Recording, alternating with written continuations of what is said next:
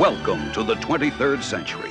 You touch a switch, turn a dial, and the perfect lover steps. Handle it, Roy. Handle it. A deep ocean storm carries a strange being to shore. And the winner is... Weirdest 1977 to 78 TV shows that were huge flops. Remember 1977? War isn't hell. War is war and hell is hell. And of the two, war is a lot worse. Star Wars had just blown minds nationwide, Saturday Night Fever was teaching America to disco, and television executives were scrambling to capture lightning in a bottle. What they caught instead was a year of spectacular misfires, bizarre concepts, And street gangs here have claimed the lives of 2 additional victims.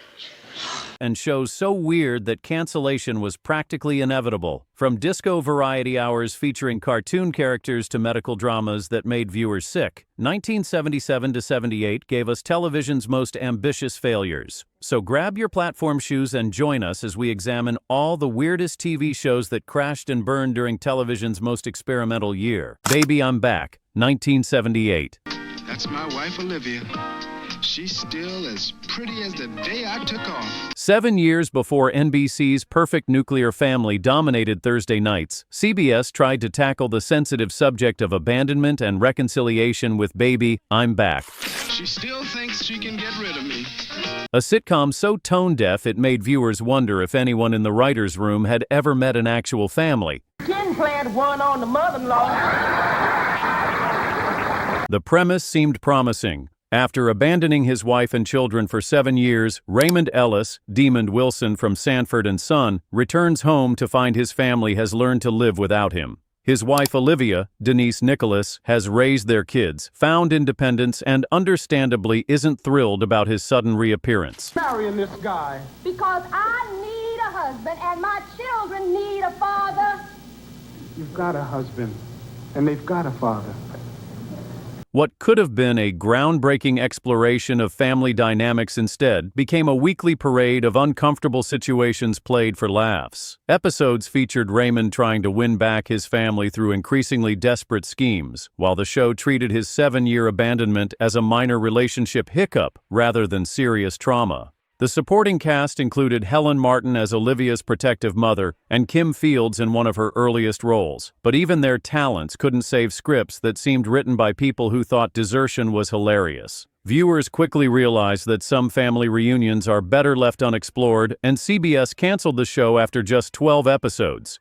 On Our Own, 1977 to 78. Now I can eat. Julia. Yeah? Before reality TV taught us that young people living together creates natural drama, Float 'em and sail 'em away. CBS tried to capture that magic with On Our Own, a sitcom about 2 young women trying to make it in New York City. Linnie Green and Bess Armstrong starred as Julia Peters and Maria Teresa Bonino, best friends sharing a tiny Manhattan apartment while pursuing their dreams of success. The show attempted to ride the wave of independent women making it on their own, following in the footsteps of Mary Tyler Moore and Rhoda. What they got instead was a weekly showcase of every conceivable misunderstanding that could befall 2 roommates who apparently never learned to communicate like actual human beings. Good. What goes good with this, ketchup or mustard? Gimme. Episodes typically featured Julia and Maria getting into ridiculous situations that could be solved with a simple conversation, but instead escalated into elaborate misadventures involving mistaken identities, accidental dates with the wrong men, and workplace catastrophes that defied all logic. The show's commitment to manufacturing drama from everyday situations reached levels that made Three's Company look like a documentary. Despite lasting 20 episodes, On Our Own never found its comedic voice, instead settling into a pattern of predictable mishaps resolved through convenient coincidences. CBS canceled the show, proving that even in the late 70s, audiences expected their independent women to occasionally display actual independence. The San Pedro Beach Bums, 1977.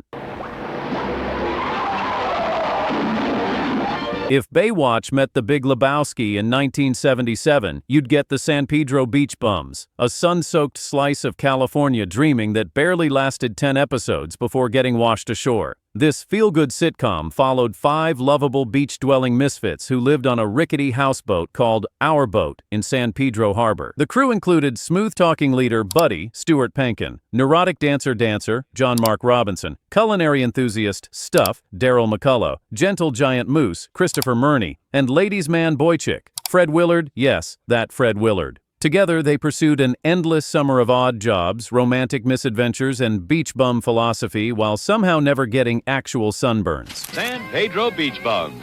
B-U-M-S, bum! The show's most memorable moment came when Charlie's Angels, yes, the actual Charlie's Angels, guest starred to save a beauty pageant. The crossover episode brought Farrah Fawcett, Kate Jackson, and Jacqueline Smith to the bums world, creating the kind of television event that would break Twitter had it existed back then. Despite its premature cancellation, the San Pedro Beach Bums perfectly captured the late 70s California aesthetic: feathered hair, open shirts, casual attitudes, and the promise that living in a ramshackle boat with your bros might actually be the American dream.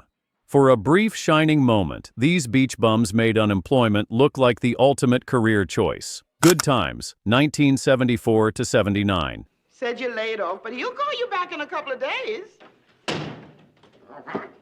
James, no! Wait, hold on. Good Times wasn't a flop. This Norman Lear masterpiece ran for 6 successful seasons. Good morning, Mama. Don't move. I want to remember you just as you are. A vision of loveliness. Giving us unforgettable characters like Florida Evans, James Sr., and the iconic JJ with his dynamite catchphrase. Because you got kids dynamite!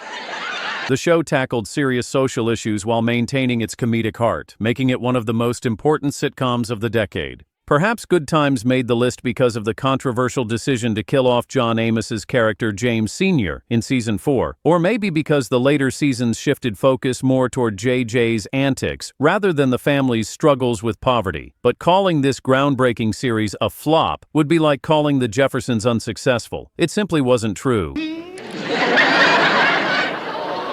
What's going on here? Good Times remains a landmark in television history for its realistic portrayal of African-American family life and its willingness to address economic hardship with both humor and dignity. If anything, it proved that audiences were hungry for authentic stories about working-class families. Rafferty, 1977. Rafferty relies on unorthodox treatment when an unknown disease threatens. What happens when you take a brilliant character actor and give him a medical drama that makes him question every career choice? What do you think was wrong with him? I think he was wired. You get Rafferty, CBS's failed attempt to create the next Marcus Welby, MD, starring Patrick McGoohan as a former Army surgeon trying to practice civilian medicine in a small California town. McGoohan, fresh from his iconic role as number 6 in The Prisoner, seemed perpetually confused about why he'd traded psychological thriller brilliance for weekly episodes about treating minor injuries and dispensing folksy wisdom to patients with convenient moral dilemmas. His character, Dr. Sid Rafferty, ran a clinic with limited resources while battling bureaucracy and his own military past. The supporting cast included Joan Rafferty's nurse and David Clennon as his young colleague, but even their veteran presence couldn't save scripts that treated every medical case like a very special episode of a show that wasn't special enough to begin with. CBS pulled the plug after just 24 episodes, proving that even Patrick McGoohan's considerable talents couldn't save television's most mundane prison. The Chuck Barris Rah-Rah Show, 1978. Before anyone knew Chuck Barris allegedly worked for the CIA, he gave us his most bewildering creation, The Chuck Barris Rah-Rah Show, a variety series that felt like the Gong Show's fever dream cousin who'd been sniffing too much rubber cement. The Harvey Korman Show, 1978. Next, a new look in hitchhiking gets Harvey a free ride. What happens when you take one of television's greatest sketch comedy performers and give him his own variety show without Carol Burnett, Tim Conway, or any of the creative team that made him famous? You get The Harvey Korman Show, ABC's spectacularly misguided attempt to prove that comedy magic can't be bottled and redistributed. Everybody sitting in the green room terrified. Well, who's going to go on next?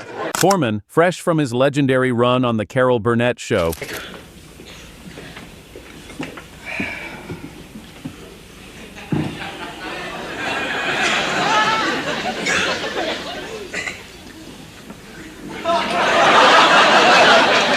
hosted this variety series that felt like watching your favorite comedian perform at a high school talent show. Oh, or a mouthwash.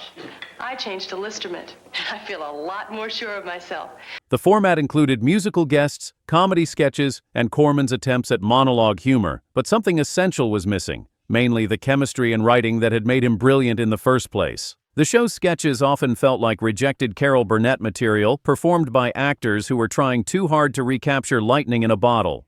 You people have really been very nice. I don't know what I can possibly do in return. Probably about 10 years.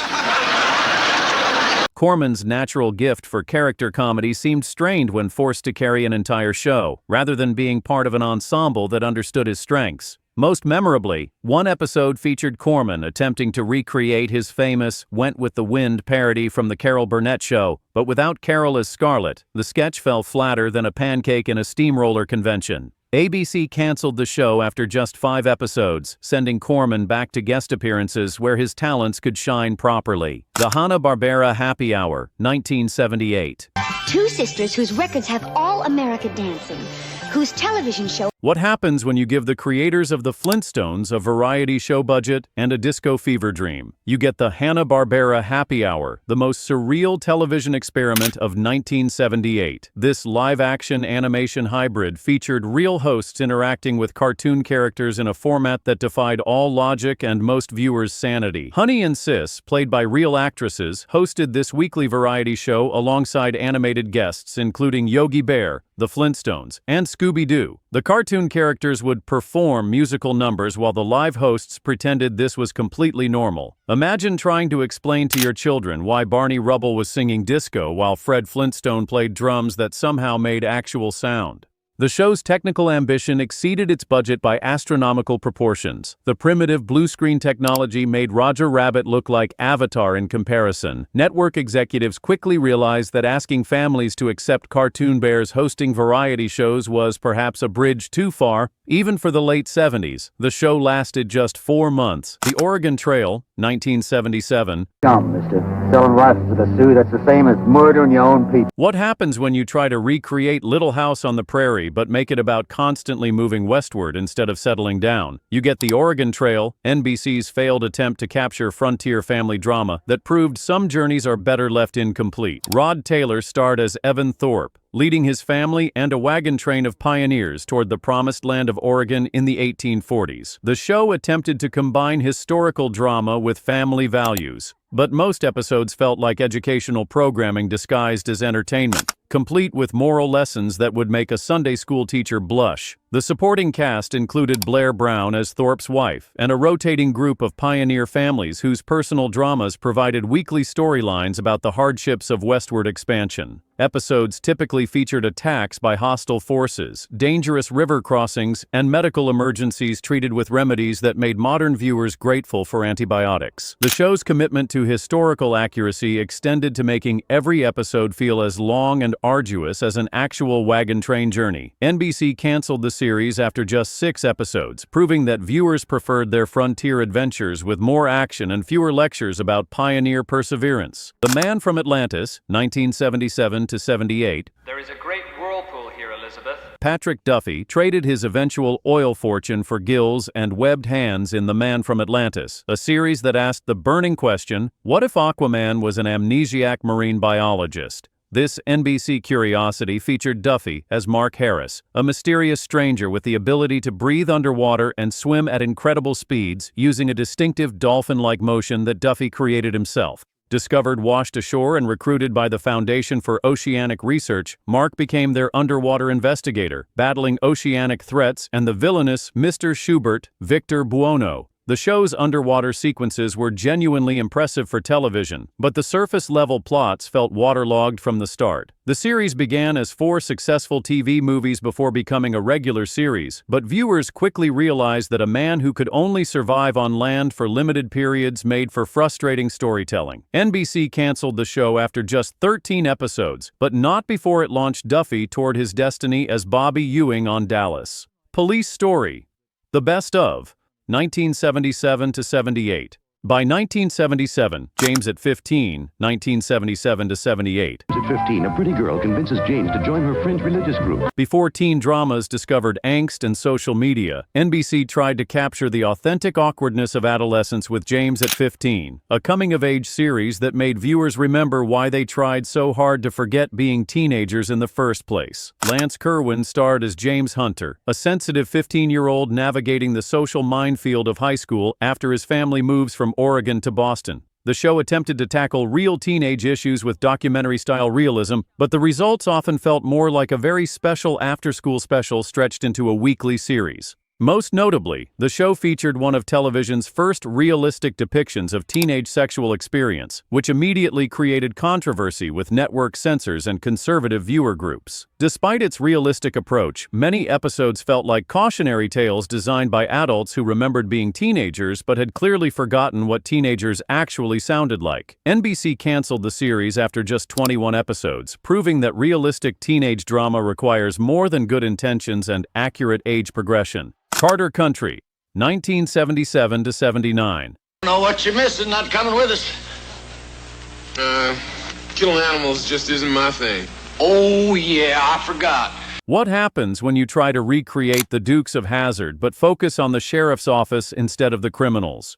You get Carter Country, ABC's attempt to mine comedy gold from small-town law enforcement that proved some stereotypes are better left unexplored. Victor French starred as Sheriff Roy Moby, a good-natured Southern lawman dealing with big city Detective Sergeant Curtis Baker, Keen Holiday, transferred to the fictional town of Clinton Corners, Georgia. Rest stop now, for fear I won't be seeing porcelain for quite some time.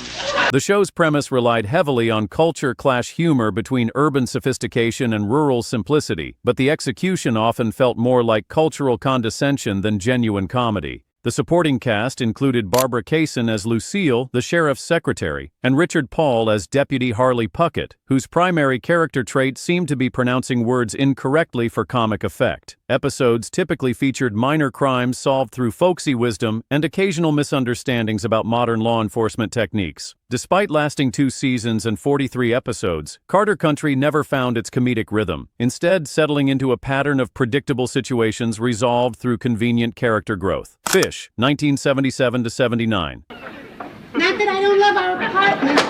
It's just such a nice, big... Taking a beloved character from a successful series and giving him his own show sounds like a guaranteed hit, right? Not when that character is Detective Phil Fish from Barney Miller, whose chronic health complaints and constant bathroom breaks somehow didn't translate into compelling weekly storylines. Don't nobody mess with me, and I don't mess with you. Abe Vigoda reprised his role as the perpetually ailing Fish, but instead of working in the precinct, the series followed him and his wife Bernice, Florence Stanley, as they opened their home to a group of foster children. The premise attempted to blend Fish's deadpan humor with heartwarming family situations. Why? You have something to hide? Who, me? But the results often felt forced and uncomfortable. The show's attempts at blending Fish's pessimistic worldview with the optimistic energy of children created tonal whiplash that left viewers unsure whether they were watching a comedy or a social services documentary. Episodes typically featured Fish dispensing world-weary wisdom to kids dealing with typical childhood problems, while Bernice tried to maintain some semblance of domestic order. Despite lasting 2 seasons and 35 episodes, Fish never found its comedic identity, proving that some supporting characters are better left in supporting roles where their quirks can shine without having to carry entire storylines. Barney Miller, 75 to 82. This is Captain Barney Miller. All right. I feel threatened. Darryl has a problem. Hold on. Barney Miller was absolutely not a flop. This brilliant workplace comedy ran for 8 successful seasons and is still considered one of the finest sitcoms ever created. Hal Linden's portrayal of the thoughtful precinct captain, surrounded by his eccentric detectives, gave us some of television's most intelligent and nuanced comedy. The show's commitment to realistic police work... When? That night on the other side of the George Washington Bridge. In the back seat of the Studebaker. Character development and social commentary made it a critical darling and audience favorite. Its ensemble cast, including Max Gale, Ron Glass, Steve Landesberg, and others, created memorable characters that felt like real people rather than comedy archetypes. If Barney Miller made this list, it's probably because someone confused it with its spin-off Fish, or perhaps because the show's later seasons dealt with budget cuts and cast changes. But calling this landmark series a flop would be like calling Mazh unsuccessful. It simply wasn't true. Barney Miller remains a masterclass in workplace comedy and deserves recognition as one of the decade's greatest achievements in television. Okay, you won't regret it. Whose gun is this? Logan's Run, 1977 to 78. Who are you? I'm Karen Four. You're from the City of Domes? I was. You're Logan. How did you know? Oh, we heard about the Sandman who became a runner. Attempting to capture the dystopian magic of the 1976 film, CBS's Logan's Run television series proved that some movies are better left unexpanded. This science fiction adaptation followed Logan 5 and Jessica 6 as they searched for the mythical sanctuary while evading the robotic Sandman in a post-apocalyptic world where nobody lives past age 30. Gregory Harrison starred as Logan, with Heather Menzies as Jessica and Donald Moffat as their android companion, Rem. The series attempted to explore the philosophical implications of a society that mandates death at 30, but most episodes devolved into chase scenes through poorly constructed futuristic sets that made the original Star Trek look like a Marvel movie. The show's special effects budget appeared to consist of leftover Christmas tinsel and a fog machine borrowed from a community theater production of Macbeth. The City of Domes looked suspiciously like a shopping mall after hours, while the Sandmen's vehicles resembled golf carts with extra chrome. Despite lasting 14 episodes, Logan's Run never found its audience, proving that dystopian futures need more than philosophical concepts and shiny costumes to succeed. Richie Brockelman, Private Eye, 1978. I'm Jim Rockford. I've been on vacation. I came back to see how Richie was doing. Hey, you've been doing a good job. You don't have to say that. What happens when you take a successful character from guest appearances on other shows and try to build a series around him? Sometimes you get Richie Brockelman, Private Eye, NBC's attempt to create a young detective series that proved some characters work better in small doses. Dennis Dugan starred as Richie Brockelman, a young private investigator who had previously appeared on The Rockford Files, where his character was well received by audiences. The spin-off attempted to capture that same energy by following Richie as he solved cases using his youthful appearance and computer skills to get information that older detectives couldn't access. The show's premise seemed promising. A tech-savvy young detective in the late 1970s was ahead of its time, but the execution often felt like a watered-down version of more successful detective series. Episodes typically featured Richie going undercover in situations where his age was an advantage, but the storylines rarely lived up to the concept's potential. Despite its short run of just 5 episodes, the series demonstrated that even well-developed supporting characters don't automatically translate into successful leading men. NBC quickly realized that some concepts work better as occasional guest appearances than weekly series. The Dean Martin Roast, 1974 to 84. Capital of the world, Las Vegas, Nevada. The glittering city of excitement and laughter provides the scintillating backdrop. Hold on, the Dean Martin celebrity roasts were actually hugely successful. These NBC specials, where celebrities gathered to lovingly mock a guest of honor, became appointment television throughout the 1970s and early 1980s. Look at all these beautiful people here to pay tribute to you. The Senator, Rich Little, Paul Lind on the end. Paul, if you want to order, do it now. The kitchen's going to close. Dean Martin's relaxed hosting style and the format's blend of genuine affection and comedic insults made these among the most popular variety specials of the era.